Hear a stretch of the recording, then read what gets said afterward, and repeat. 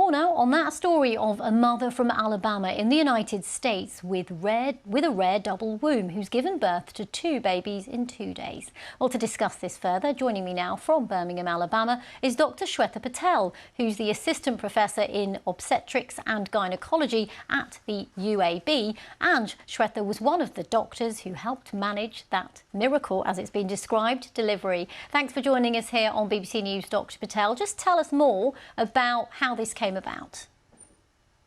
Thank you for having me.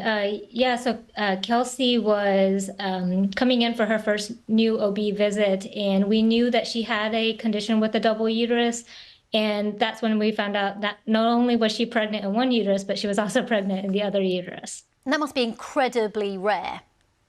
Oh, yes, it's very, very rare. It's something that obstetricians go through their whole careers and never see. And how does that actually work then, biologically?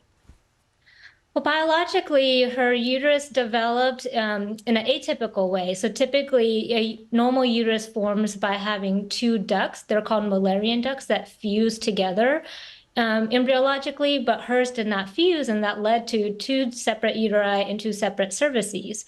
And then she likely ovulated separately with separate eggs and going down each uterus, and sperm being fertilized separately as well, leading to 2 separate babies in each uterus. Wow, that is incredible. Now, how tricky was her pregnancy?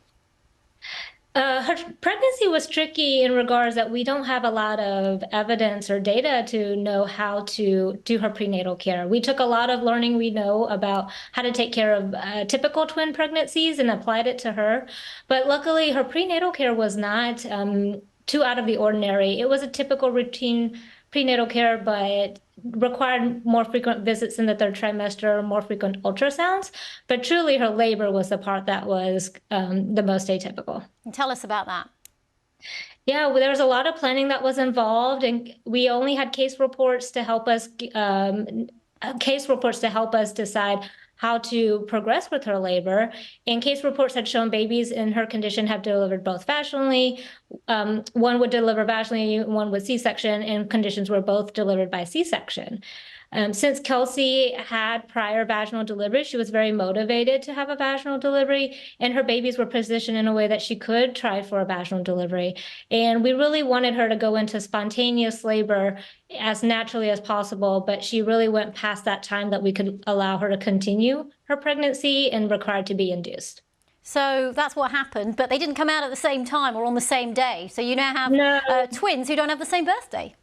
No, they didn't. So they had, as most babies and labors, they had a mind of their own. And one came, the first baby on the right uterus came vaginally. And then about 10 hours later, the second baby on the left uterus came by C-section on separate days.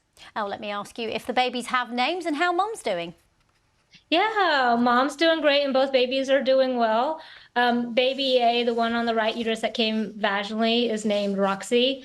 And the second baby on the left side, who came by C-section, is called Rebel, appropriately named. Wow, Roxy and Rebel. Well, Dr. Shweta Patel, thank you very much for taking us through that story. And yeah, we hope perhaps one day to speak to Kelsey ourselves here on BBC News.